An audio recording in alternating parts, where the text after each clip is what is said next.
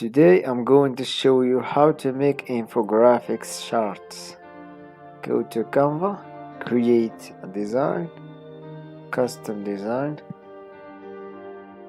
type any size you want, create new design, go to elements and scroll down to charts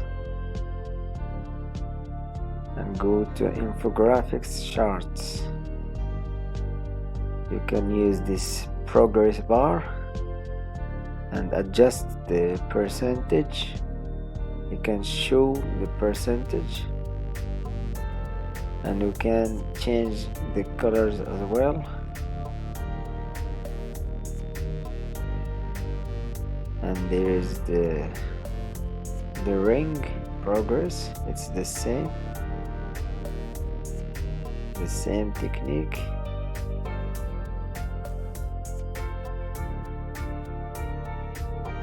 I hope you like this tutorial. Subscribe to the channel to learn more about Canva.